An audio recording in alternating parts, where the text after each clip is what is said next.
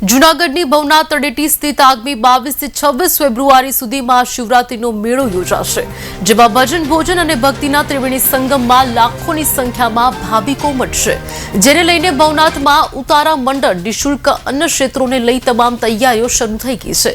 લાખોની સંખ્યામાં આવતા ભાવિકો માટે ભોજન માટે રસોડાની સામગ્રી તેમજ મંડપ તૈયાર કરાઈ રહ્યા છે, ત્યારે કહી શકાય કે આ દ્વારા પણ રોડ, રસ્તા તેમજ પાણીની વ્યવસ્થા કરવામાં આવી રહી છે। ત્રિવેણી સંગમમાં રાત્રિના ભજન, સંતવાણીના ઠેર ઠેર આયોજનો પણ કરવામાં આવ્યા છે।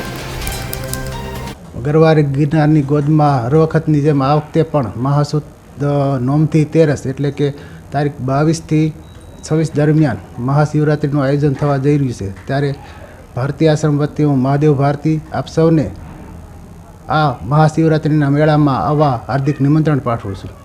હર વખતની જેમ આ વખતે પણ પરમ પૂજ્ય ભારતી બાપુના સમાધિ સ્થાનમાં પૂજ્ય અમારા ગુરુદેવ મહામંડલેશ્વર 1008 સ્વામી હરિરાન ભારતી બાપુ દ્વારા મહાશિવરાત્રિનું મહોત્સવનું એક અનેરું આયોજન કરવામાં આવ્યું છે।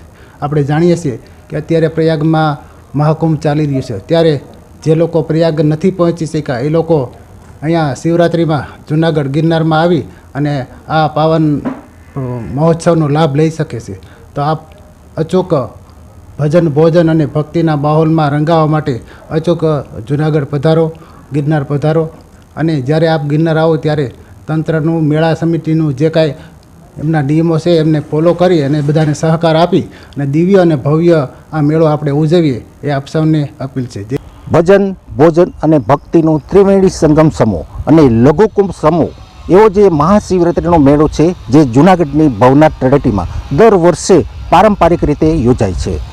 આગામી 22 થી 26 ફેબ્રુઆરી દરમિયાન જૂનાગઢની ભવનાથ તળેટી સ્થિત મહાશિવરાત્રિનો મેળો યોજાવા જઈ રહ્યો છે, ત્યારે હાલ તંત્ર દ્વારા પણ પૂરતી તૈયારીઓ કરવામાં આવી રહી છે, તેમજ અન્ન ક્ષેત્રો, રાવટીઓમાં હાલ જે કહેવાય છે કે રસોડાનો જે સીધો સામાન છે તે ટ્રક મારફતે હાલ પહોંચાડવામાં આવી રહ્યો છે, તેમજ આ મહાશિવરાત્રિ મેળામાં કહેવાય છે કે જે લાખોની સંખ્યામાં ભાવિકો આવશે તેમને નિઃશુલ્ક અન્ન ક્ષેત્રો સેવા પૂરી પાડશે। Bharat times news, Vinod Makwana, Junagadh.